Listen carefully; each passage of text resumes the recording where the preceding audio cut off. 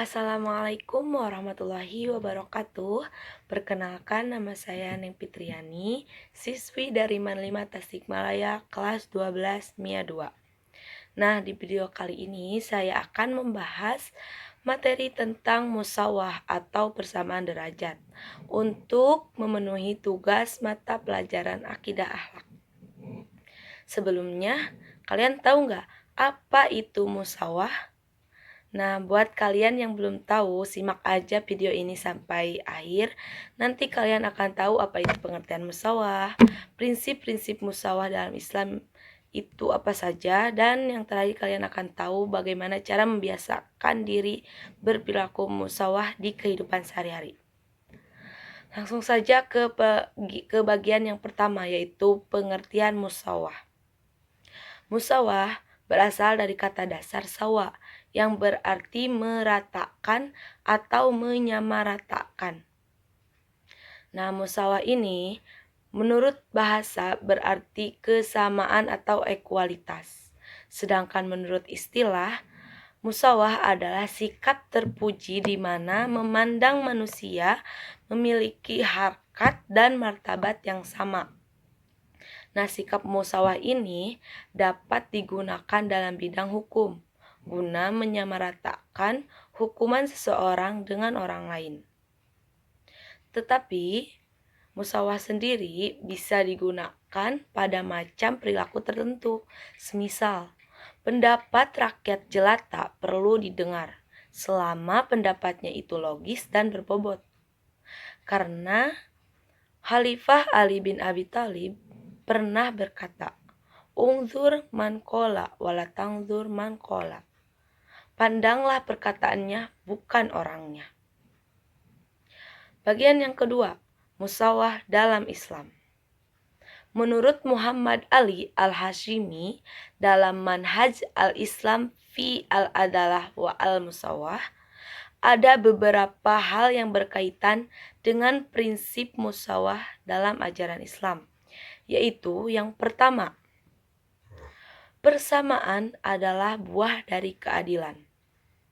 Yang kedua, setiap manusia sama derajatnya. Tidak ada pengistimewaan tertentu pada seseorang.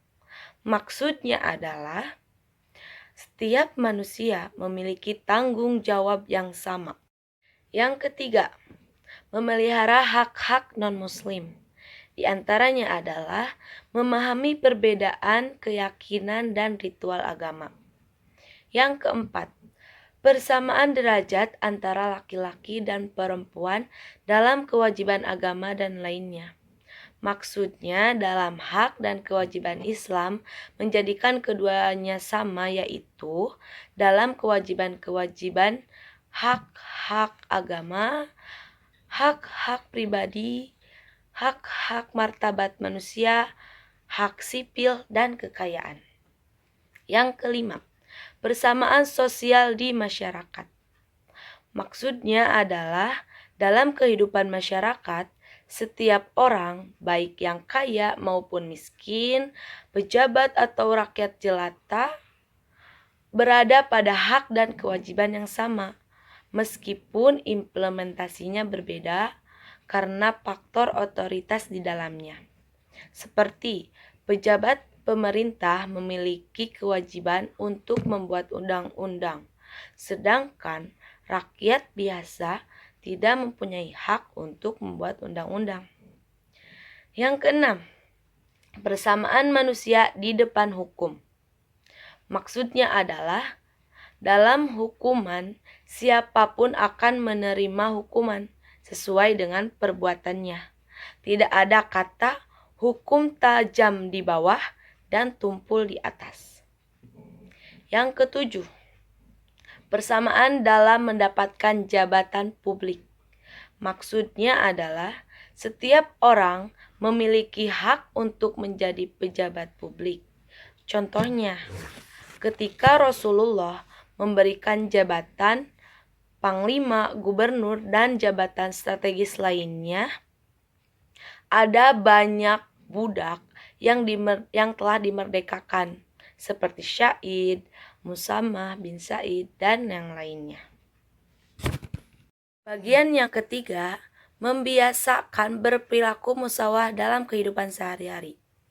Setelah mengetahui beberapa sikap dan prinsip musyawarah dalam ajaran Islam, kita dituntut untuk bersikap musyawarah. Sebagai contohnya, yang pertama, Islam datang dengan meningkatkan derajat wanita. Sebelumnya di masa lampau, wanita hanya dianggap sebagai harta yang dapat diperjualbelikan. Tapi setelah kedatangan Islam, wanita dikembalikan pada fitrahnya. Ada contoh lainnya.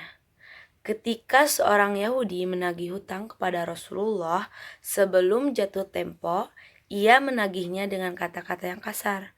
Ia berkata, "Sungguh kalian orang-orang yang menunda hutang, wahai Bani Abdul Muthalib."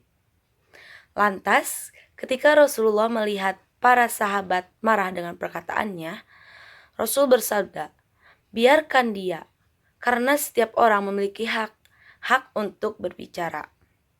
Nah, dari contoh-contoh tadi dapat disimpulkan bahwa pada dasarnya setiap manusia di hadapan Allah memiliki posisi atau status yang sama. Yang membedakan hanya ketakwaan. Jadi, dalam kehidupan sehari-hari, hendaklah kita bersikap apa adanya dan jangan membeda-bedakan antara yang satu dengan yang lainnya. Mungkin itu saja yang dapat saya sampaikan. Semoga kalian mengerti dan bermanfaat bagi kalian semua. Terima kasih. Wassalamualaikum warahmatullahi wabarakatuh.